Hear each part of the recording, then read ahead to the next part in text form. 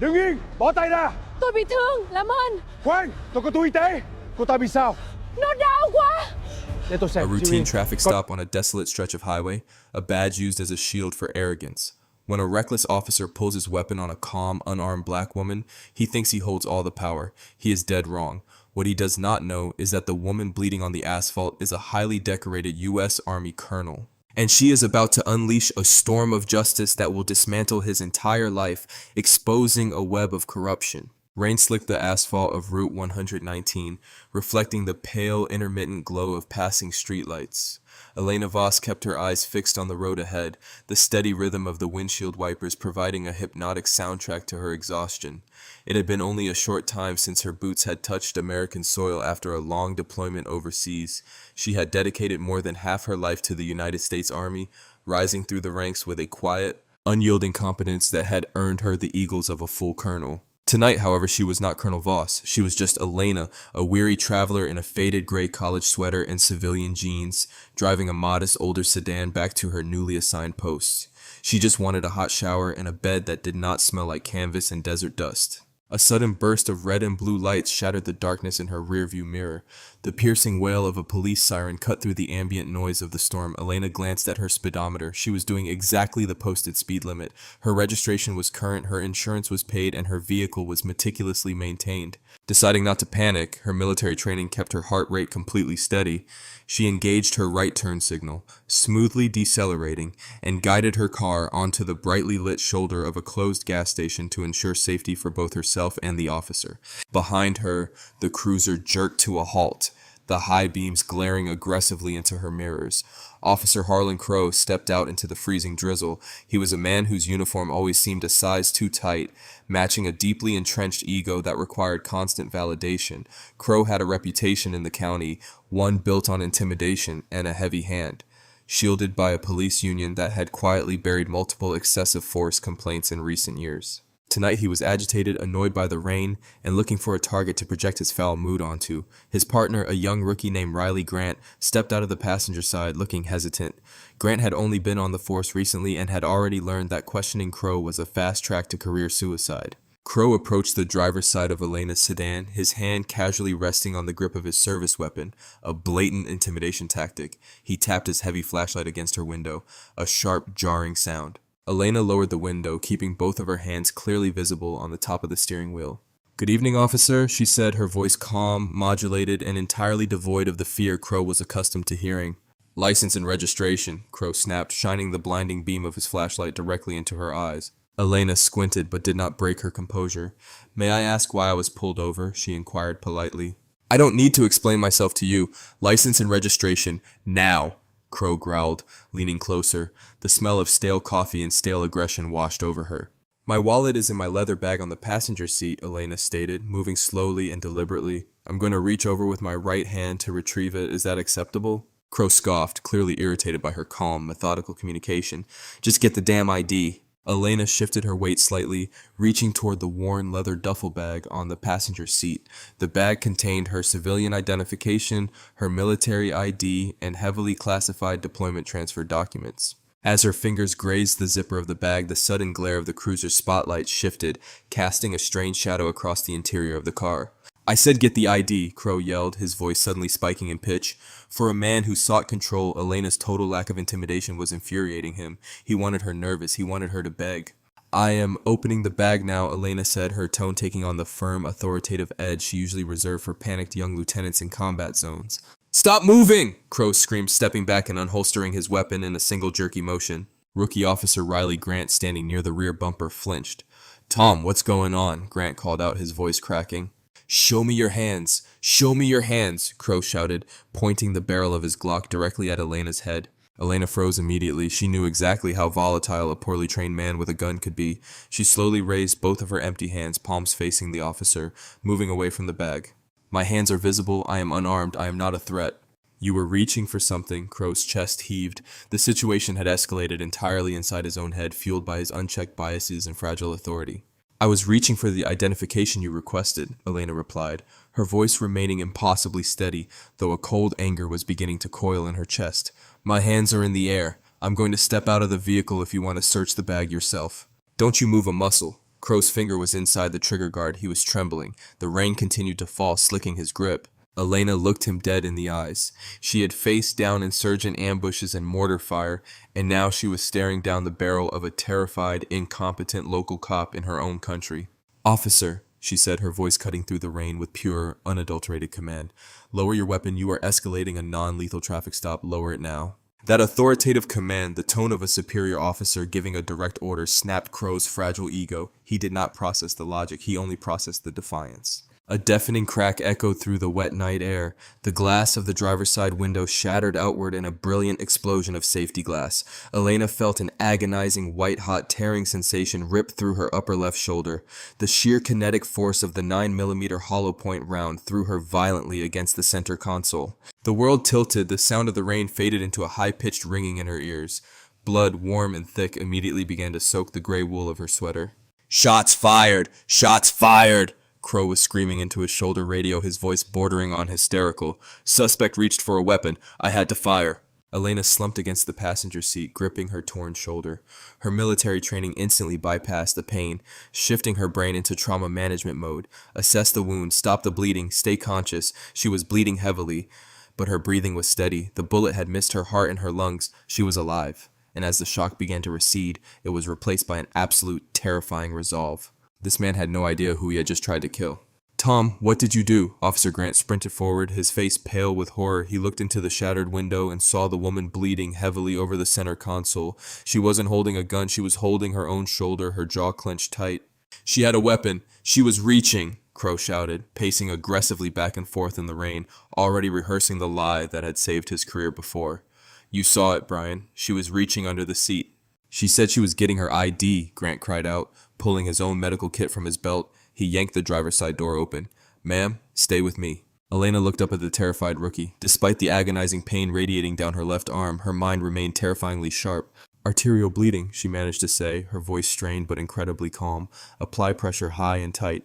Grant was shaking violently as he pulled a wad of gauze and pressed it against the entry wound on her shoulder. "I'm sorry. I'm so sorry. An ambulance is coming," the young officer stammered, tears mixing with the rain on his cheeks. "You don't apologize," Crow barked, grabbing Grant by the shoulder and hauling him back. "She's a suspect. Secure her hands." "She's bleeding to death, Tom. She doesn't have a gun." Grant shoved his senior officer away, a desperate flash of courage overtaking his fear. He turned back to Elena, pressing hard on the wound. Elena locked eyes with Grant. "Look in the bag," she whispered, her vision beginning to blur at the edges. "Green folder." Before Grant could reach for the bag, the wail of approaching sirens filled the air. 2 more cruisers screeched into the gas station parking lot, followed closely by an ambulance. Chaos erupted. Paramedics shoved the police officers aside, dragging Elena onto a gurney. They worked frantically, calling out blood pressure readings and heart rates, their hands slick with her blood. Crow stood by his cruiser, turning off his body camera with a subtle click. He pulled Captain Marcus Ellison aside as soon as the commanding officer arrived on the scene. Ellison was a grizzled veteran who cared more about the department's public image and pension fund than actual justice. "What happened, Crow?" Ellison asked in a low, gravelly voice. "Routine stop. Busted tail light," Crow lied smoothly. "She got combative, refused orders, reached into a duffel bag, and pulled a dark object. I feared for my life, Captain. I had to neutralize the threat." Ellison looked over at the shattered glass and the pool of blood on the pavement. "Did you secure the weapon?" "Grant's tossing the car now," Crow said confidently. He knew there was no weapon, but he also knew how to plant a narrative. "Probably tossed it under the seat. Look, she's a nobody. Shabby clothes, old car, just some aggressive drifter." Ellison nodded slowly. "All right, get your union rep on the phone. We'll lock down the scene. Nobody talks to the press." Meanwhile, the ambulance hurtled toward the hospital. In the back, the paramedics were struggling to stabilize Elena's blood pressure.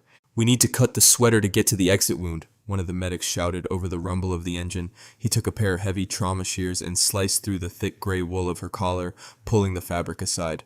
The medic froze. Resting heavily against Elena's collarbone, stained with her own blood, was a set of dull silver military dog tags. The medic read the stamped metal. "Voss, L&M Colonel, U.S. Army."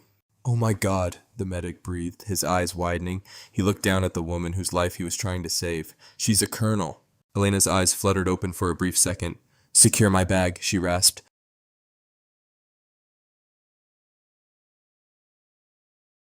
"Classified documents." Then she slipped into unconsciousness.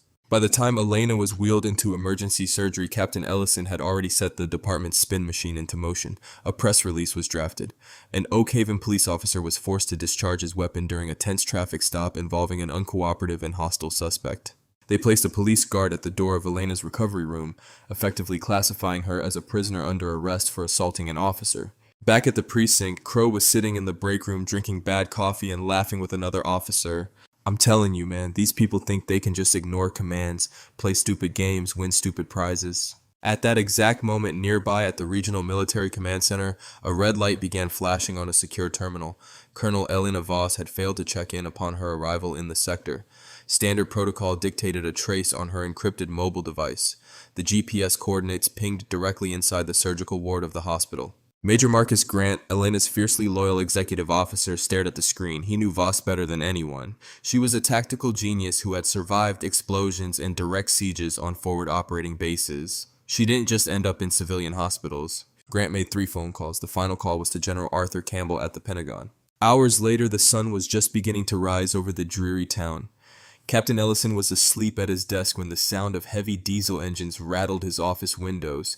He groaned, rubbing his eyes, and walked over to the blinds. His blood ran entirely cold. Pulling into the small municipal parking lot of the Oak Haven Police Department were several heavily armored black military SUVs flanked by Army CID Criminal Investigation Division tactical transports.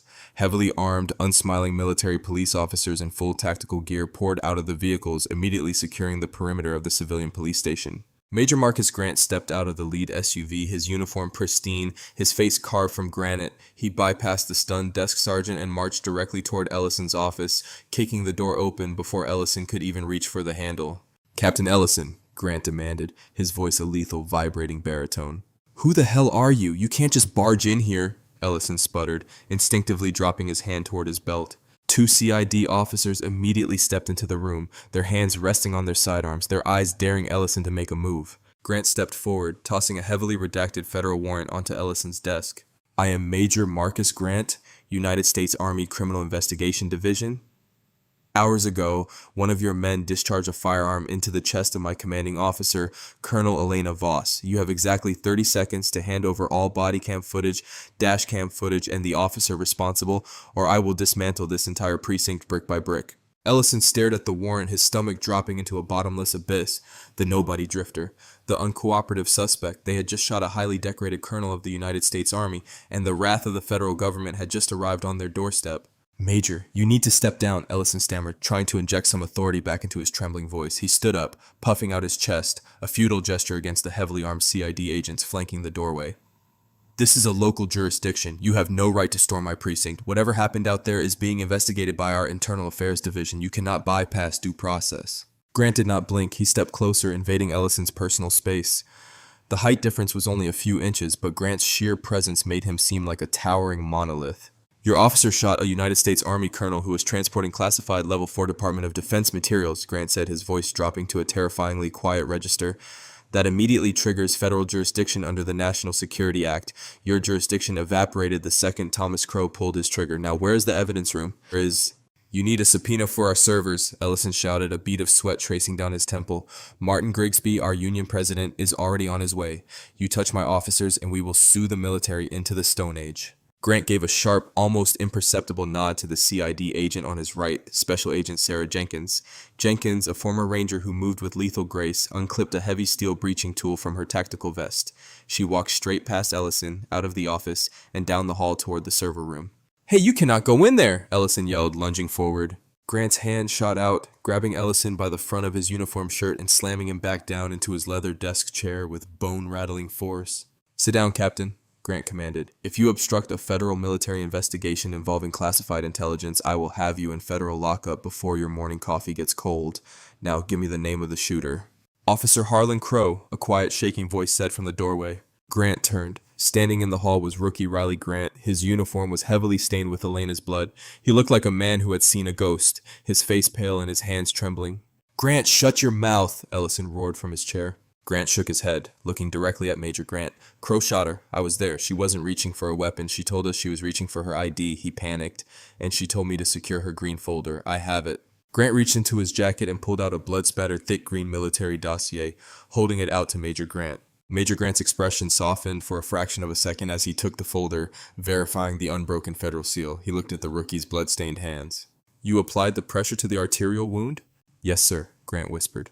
You saved her life, son, Major Grant said firmly. He then turned to his radio. Jenkins, secure the servers. Team 2, locate Officer Harlan Crow. Apprehend and detain. Down the hall in the precinct's break room, Harlan Crow was aggressively biting into a stale donut, laughing as he regaled a pair of dispatchers with his fabricated tale of heroism. I'm telling you, she had this crazy look in her eye. You hesitate out there, you die. I did what I had to do. Standard textbook neutralization. The break room door did not just open, it was kicked off its hinges. 4 CID tactical officers swarmed the room. Before Crow could even drop his donut, let alone reach for his weapon, 2 heavily armored men grabbed him by his shoulders, slammed him face first onto the linoleum floor, and wrenched his arms behind his back. The sickening click of heavy-duty steel handcuffs echoed in the small room. What the hell is this? Get off me! Crow screamed, struggling violently against the immense weight of the military police officers pinning him down. I'm a cop. You can't do this. Call Ellison. Get Ellison. Major Grant walked into the break room, his boots crunching on the shattered wood of the doorframe. He looked down at Crow with an expression of pure, unadulterated disgust. Officer Harlan Crow, Grant said, his voice echoing in the silent room. You are being detained by the United States Army Criminal Investigation Division for the attempted murder of a commissioned officer of the United States Armed Forces. You are also being held on suspicion of treasonous interference with classified federal intelligence. Crow stopped struggling, the color entirely drained from his face, leaving him looking like a sick, pale ghost. Commissioned officer? What are you talking about? She was a nobody. She was just some drifter. The woman you shot is Colonel Elena Voss, Grant replied coldly. She spent a long deployment hunting terrorists overseas, and she has more honor in her severed fingernail than you have in your entire miserable existence. No, there's a mistake, Crow began to hyperventilate, the horrific reality of his situation finally piercing his armor of arrogance. She reached. She had a gun. Grant saw it. Check my body camera. It malfunctioned, but I swear she reached. We already checked the servers, Agent Jenkins said, stepping into the room with a hard drive secured in an anti-static bag. Your body camera was manually switched off seconds after you fired the shot. But you forgot one thing, Crow. Your rookie partner forgot to turn his off. We have the whole thing in high definition. Crow let out a pathetic whimpering sound, burying his face against the dirty linoleum. The indestructible shield of his badge had just been shattered into a million unrecoverable pieces. Get him out of my sight, Grant ordered. Transport him to the federal holding facility at Fort Campbell. Do not let him speak to anyone. As Crow was dragged out of the precinct, kicking and crying for a union representative who could no longer save him, Grant turned his attention back to the rookie. Grant, you are coming with us. You are the sole material witness, and this precinct is no longer safe for you. The federal takeover of Oak Haven Police Department was complete in less than 30 minutes. They stripped the evidence room, seized the digital servers, and humiliated the corrupt leadership in front of their entire staff. Karma had not just knocked on Harlan Crow's door, it had kicked it down with a steel-toed boot. The steady, rhythmic beeping of the heart monitor was the first thing Elena registered. The sound was familiar, grounding her in a reality she had woken up to more than once during her military career. The smell, however, was different. It lacked the pungent scent of canvas and iodine typical of a field hospital. This room smelled of crisp, sterile linen and highly potent antiseptic. She slowly opened her eyes, immediately assaulted by the harsh fluorescent lights overhead. She blinked rapidly, her vision swimming before focusing on the acoustic tiles of the ceiling. A deep throbbing agony radiated from her left shoulder, wrapping around her chest like a band of hot iron. Welcome back, Colonel, a familiar baritone voice said softly from the corner of the room. Elena turned her head slightly, wincing at the pull on her neck muscles. Major Marcus Grant was sitting in a rigid plastic visitor's chair, his posture perfectly straight, a tablet resting on his knee. He looked tired, the dark circles under his eyes betraying a sleepless night, but his expression was one of profound relief. Marcus, Elena rasped, her throat incredibly dry. She tried to swallow. Status. Grant immediately stood, pouring a small cup of water from a plastic pitcher and holding a straw to her lips. You are at the secure medical wing of Walter Reed National Military Medical Center. We medevaced you out of Oak Haven Memorial. The moment the surgical team stabilized your vitals, you took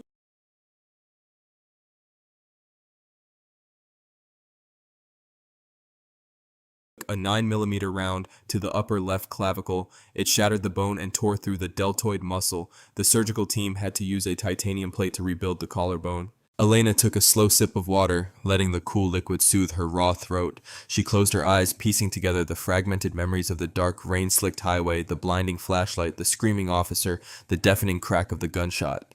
"The rookie," Elena said, her eyes snapping open. "The young kid, he tried to stop the bleeding. Where is he?"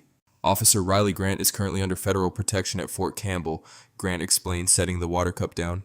"He has been fully debriefed and has provided a sworn recorded statement detailing the entire incident. He surrendered the classified dossier you instructed him to secure. Everything is intact, Colonel." Elena let out a slow, painful breath, relief washing over her. "And the shooter?" Grant's jaw tightened, a dangerous glint appearing in his eyes. "Officer Harlan Crow. He is currently sitting in a windowless federal interrogation cell. He tried to spin the narrative, claimed you reached for a weapon. His captain, Marcus Ellison, attempted to orchestrate a cover-up before your blood was even dry on the asphalt." "Of course he did," Elena murmured bitterly. She had spent her life fighting enemies overseas who hid in caves and behind masks. It disgusted her to her core to find enemies in her own country, hiding behind badges and the public trust. "Did Crow's body camera catch the shooting?" "Crow manually disabled his camera immediately after firing," Grant said, pulling up a video file on his tablet. "But he made a fatal tactical error. He failed to ensure his rookie partner did the same. Grant's camera captured the entire exchange from the rear angle. The audio is crystal clear." Grant turned the tablet so Elena could see the screen. She watched in grim silence as the digital replay of her own near-death experience played out. She heard her own voice, remarkably calm, explaining her movements. She watched Crow's unhinged escalation, and she watched the moment he pulled the trigger on an unarmed, compliant woman whose hands were visibly in the air. "It's damning," Grant stated flatly. "Agent Jenkins has already handed the footage over to the Department of Justice, but it gets worse, Elena." Elena looked away from the screen, focusing on Grant. "How much worse?" "Jenkins ran a deep-dive background check on Harlan Crow and the Oak Haven precinct," Grant explained, his voice thick with disgust. "Crow has multiple prior complaints for excessive force against unarmed minority civilians in recent years. Several of them resulted in severe hospitalizations. Every single one of those complaints was buried by Captain Ellison and the local police union president, Martin Grigsby. They intimidated witnesses, falsified police reports, and protected a violently unstable man because it was politically convenient for the department's arrest statistics." A cold, hard fury began to settle in Elena's chest, temporarily overriding the agonizing pain in her shoulder. This was not just about one bad cop having a panic attack in the rain. This was a systematic, calculated machine of corruption that preyed on the vulnerable. Crow had shot her because he felt absolutely untouchable. He believed the system he worked for would catch him, protect him, and validate his violence, just as it had done multiple times before. He just never expected his latest victim to have the entire United States military apparatus standing behind her. "They thought I was a nobody," Elena said quietly, staring at the white wall opposite her bed. "They looked at my old car, my faded clothes, and the color of my skin, and they calculated that I was disposable. They thought there would be no consequences." "They miscalculated," Grant said firmly. "No, Marcus, they calculated perfectly based on the environment they built," Elena corrected him, her voice gaining strength infused with the ironclad resolve of a commanding officer.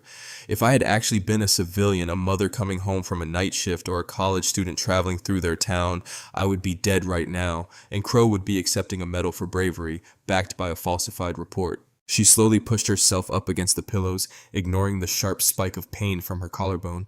She looked directly at Grant, the fire in her eyes burning away the haze of the painkillers. "I am not just pressing charges against Harlan Crow for attempted murder," Elena declared, her voice ringing with absolute authority. "I want the Department of Justice to tear that entire precinct down to the foundation. I want Captain Ellison indicted for conspiracy and evidence tampering. I want Martin Grigsby investigated for union racketeering and witness intimidation. We are going to expose every single buried file, every hidden complaint, and every shattered life they swept under their filthy rug." Grant smiled, a sharp, predatory grin. "I already have a team of federal prosecutors drafting the RICO Act indictments, Colonel. We are bringing a war to Oak Haven." Elena nodded slowly. "Good. Tell Agent Jenkins I want to speak to the DOJ task force lead by tomorrow morning. And Marcus?" "Yes, Colonel." "Make sure Officer Grant gets the best legal protection the federal government can buy," Elena said softly. "He stood up to a monster when he had everything to lose. That kid is the only real cop in that entire town." The morning sun did little to warm the cold dread settling over the town of Oak Haven. Inside the dimly lit, smoke-filled office of the local police union, Martin Grigsby paced like a caged animal. Grigsby had been the union president for years, a man who had built an empire by ensuring that no officer under his umbrella ever faced true accountability. He had buried internal affairs reports, intimidated local journalists, and bullied city council members into submission. But as he stared at the television screen mounted on his wall, he realized that his playbook was entirely useless against the federal government. The breaking news graphic flashed across the bottom of the screen in bright urgent red. U.S. Army colonel shot unarmed by local police during routine traffic stop, federal takeover of Oak Haven precinct. "Turn that garbage off," Captain Marcus Ellison shouted, slamming his fist down on Grigsby's mahogany desk. Ellison looked like a man who had aged a decade in a single night. His uniform was rumpled, his face unshaven, and his eyes wild with panic. "Martin, you told me you had the DA on standby. You told me we could contain this." "I cannot contain the Department of Justice, Richard," Grigsby fired back, his face turning a dangerous shade of purple. "My contacts in the district attorney's office won't even return my calls. The FBI froze our union bank accounts an hour ago. We cannot even hire outside defense counsel. They are treating us like a cartel because you operated like one." A smooth, authoritative voice echoed from the doorway. Both men froze. Standing in the entrance of the union office was a man in a sharply tailored navy suit, flanked by 4 FBI agents wearing tactical windbreakers. He held a leather briefcase in one hand and a stack of federal warrants in the other. "Samuel Harrington, United States Department of Justice Civil Rights Division," the man introduced himself, stepping into the room with terrifying calm.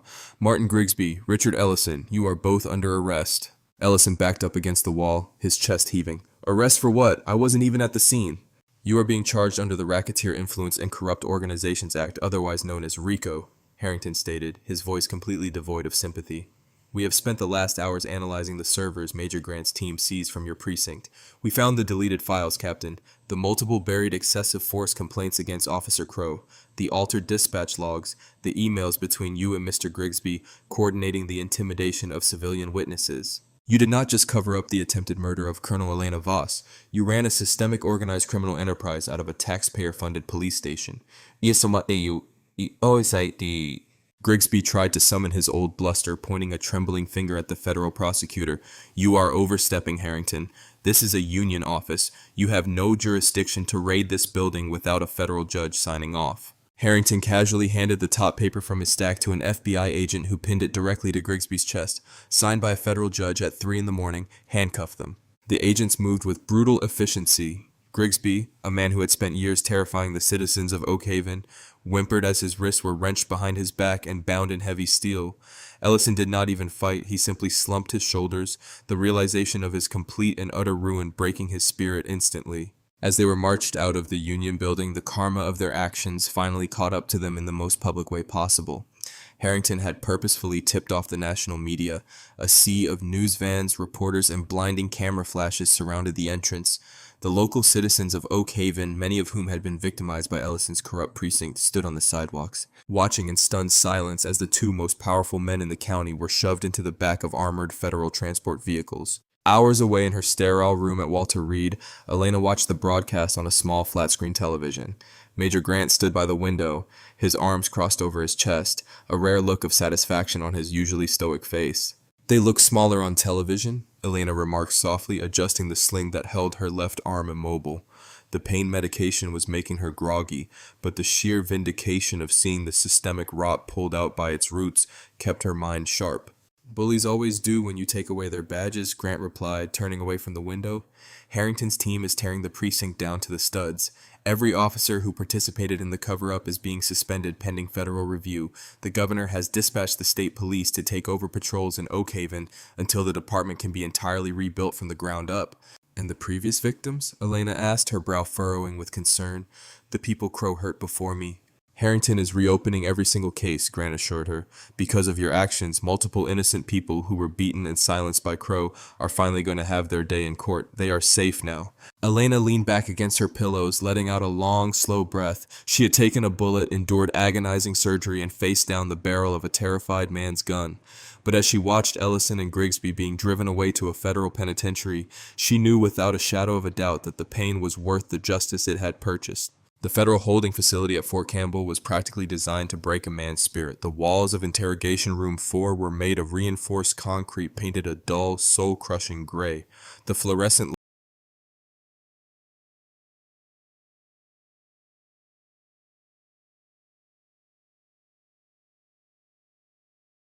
light above flickered with an irritating hum. There were no windows, no clocks, and absolutely no sense of the outside world. Harlan Crow sat in a steel chair bolted to the floor wearing a bright orange federal jumpsuit. He had been in custody for a short time. The bravado, the arrogance, and the violent entitlement that had defined his career were entirely gone, replaced by a hollow, shaking terror. He looked at his hands, realizing that the silver handcuffs biting into his wrists were not going to be removed anytime soon. The heavy steel door clicked and swung open. Major Marcus Grant walked in, followed closely by Samuel Harrington. They did not sit down. They stood on the opposite side of the steel table, looking down at Crow as if he were a particularly repulsive insect. "Officer Crow," Harrington began, opening a thick manila folder and tossing a stack of high-resolution photographs onto the table. "My name is Samuel Harrington. I am the federal prosecutor who will be dismantling the rest of your life." Crow swallowed hard, his eyes darting frantically between the two men. "I want my union rep. I want Grigsby. You can't question me without my representative." "Martin Grigsby is currently sitting in a cell 3 blocks away, crying into a paper cup," Harrington said smoothly. "He was indicted on federal racketeering charges this morning alongside your former captain, Marcus Ellison. There is no union left to protect you, Crow. You are entirely alone." The last remnants of Crow's hope evaporated in an instant. He stared at the photographs on the table. They were crime scene photos from the highway. Elena's shattered window, the pool of blood on the center console, the bloody green military dossier. "I thought she was reaching for a gun," Crow stammered, falling back on the only lie he knew. His voice cracked pitifully. "It was dark. She wasn't complying. I feared for my life." Grant leaned forward, placing both of his large hands on the steel table. "You feared for your life because a calm, unarmed woman told you she was reaching for her identification. You feared for your life because she did not cower in your presence. Or did you pull that trigger because you are a weak, pathetic man who uses a badge to compensate for his own terrifying insecurities?"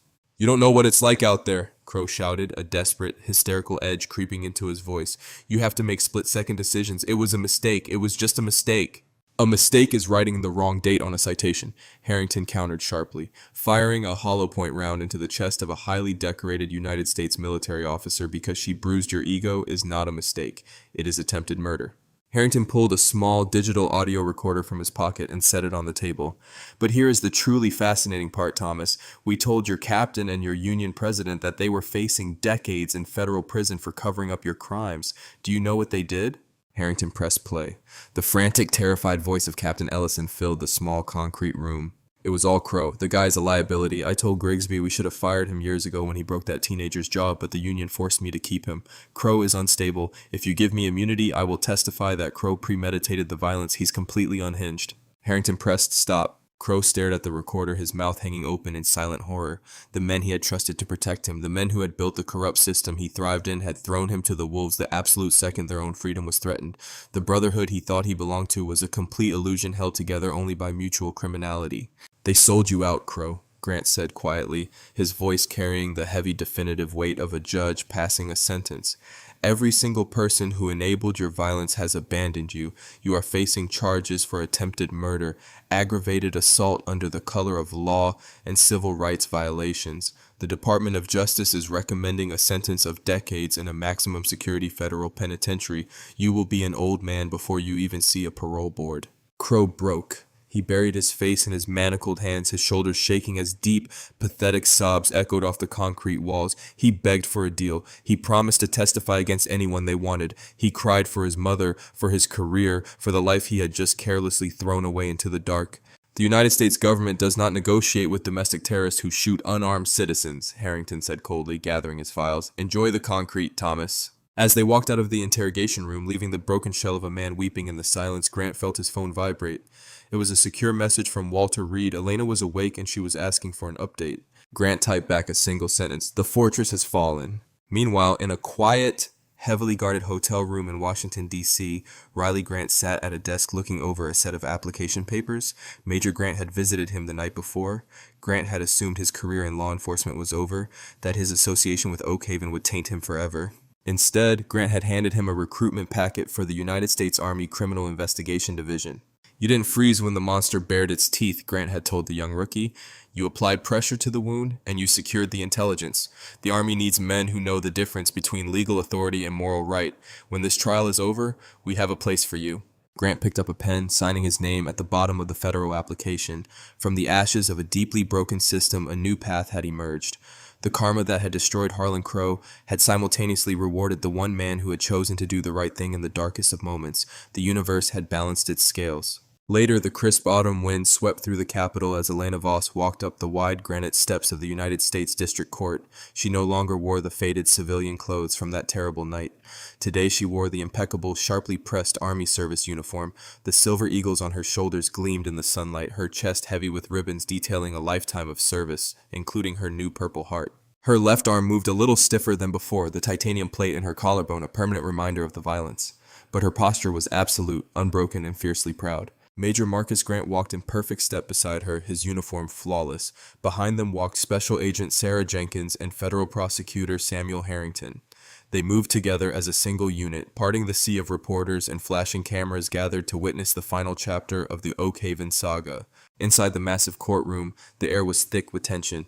Harlan Crow sat at the defense table, drowning in an oversized orange federal jumpsuit that made him look small and insignificant. His complexion was a sickly pale gray from months in solitary confinement. Beside him sat Marcus Ellison and Martin Grigsby, stripped of their glory, looking like hollow, defeated shells. "All rise," the bailiff's voice boomed, echoing loudly off the high ceilings. Judge Marcus Pierce took his seat, his stern gaze sweeping over the defendants before settling respectfully on Colonel Voss. The trial had been swift and devastating for the defense. Armed with Grant's body camera footage, Ellison's cowardly testimony against Crow, and a mountain of decrypted emails proving systemic racketeering, the defense never stood a chance. The jury deliberated for less than a day before returning a unanimous guilty verdict on all counts. Today was sentencing, and Elena had specifically requested to speak. "Colonel Voss," Judge Pierce said, his voice softening just a fraction, "the court recognizes your right to deliver a victim impact statement. You have the floor." Elena stood up. The courtroom fell deathly silent. She did not walk to the podium. Instead, she stood firmly at her table, squaring her shoulders and locking her eyes onto Harlan Crow. Crow tried to look down, but the overwhelming weight of Elena's commanding presence compelled him to look up. "For a long deployment, I commanded troops in a hostile theater of war," Elena began, her voice steady and unshakable. "I led soldiers through insurgent ambushes and mortar fire. I watched them bleed to protect the ideals of this country. Yet the closest I ever came to losing my life was on a quiet highway in my own nation at the hands of a man sworn to protect me." Crow flinched. "You did not pull that trigger because you were in danger, Thomas," Elena continued, her words slicing through the silence. "You pulled it because you saw a black woman alone on a dark road, and your fragile ego could not tolerate my refusal to cower. You relied on a corrupt system built by the two cowards sitting next to you to shield you from your own inadequacy. But that shield is broken. I did not just survive your bullet. I survived to ensure you can never hide behind a badge again." She turned her uncompromising gaze to Ellison and Grigsby. "Your corruption thrived in the dark, relying on the silence of the vulnerable. You thought you were untouchable kings, but you forgot there are still people who uphold the oaths they swear." Elena turned back to face the judge. "Your Honor, I ask that these men be sentenced, not just for what they did to me, but for the countless innocent citizens they terrorized and silenced before I arrived. They broke the public trust. Let their punishment serve as the ultimate reminder that absolutely no badge is heavier than the law." Elena sat down. The silence was absolute. Judge Pierce adjusted his glasses, looking at the defendants with undisguised disgust. "Harlan Crow, for the egregious crimes of attempted murder, aggravated assault, and civil rights violations under the color of law, I sentence you to decades in federal prison without the possibility of parole." Crow let out a choked sob, burying his face in his manacled hands as his life officially ended. "Marcus Ellison, Martin Grigsby," the judge continued, "for racketeering, conspiracy, evidence tampering, and the systemic deprivation of civil rights, I sentence you both to decades in a maximum security federal penitentiary." The gavel fell with a definitive crack, echoing like a gunshot, but this time it was the sound of justice. U.S. Marshals moved in, hauling the broken men out of the courtroom. Their era of terror was permanently over. Outside, the autumn sun shone brightly. Elena took a deep breath of the crisp air, feeling a hard-earned sense of closure wash over her. Oak Haven was already healing. The DOJ had dissolved the old precinct, establishing a federally monitored police force. The previous victims of Crow's violence had been awarded civil settlements. Their records cleared, their voices finally heard. Major Grant stepped up beside her, offering a rare, genuine smile. "It is finished, Colonel. The transport is waiting to take us back to base. Your promotion ceremony to Brigadier General is in 2 weeks, and the Pentagon wants you rested." "I'm ready, Marcus." Elena smiled back, the weight of the last months finally lifting from her shoulders. As they walked down the steps, a young man in a crisp military uniform jogged up, stopping to snap a perfect salute. It was Riley Grant. He looked healthier, sharper, filled with a profound sense of purpose. After graduating from the Army CID program at the top of his class, Elena returned the salute. "Agent Grant, it suits you." "Thank you, ma'am," Grant said, his voice steady. "I wanted to thank you for everything." "You saved my life, Riley," Elena replied softly, "and you chose the truth when a lie was easier. That is what makes a real soldier. Make us proud." "I will, General," he promised firmly. Elena turned and walked toward the waiting black vehicle, her head held high. A routine traffic stop had tried to break her, but it had only proven what she already knew. True power does not come from a gun or a badge. It comes from an unbreakable spirit, a commitment to truth, and the unwavering courage to stand in the storm until the darkness breaks. And as the car drove away, leaving the courthouse behind, the scales of karma rested perfectly, beautifully balanced once again. What an incredible journey of ultimate justice and resilience. Colonel Elena Voss proved that true strength does not hide behind a corrupt badge. It stands firmly in the blazing light of truth. Her unyielding courage tore down an entire empire of corruption, proving that hard karma always collects its debts in the end. If this real-life story of justice, bravery, and the fight against a broken system inspired you, please hit that like button to show your support. Don't forget to share this video with your friends and subscribe to our channel for more dramatic stories where right conquers wrong.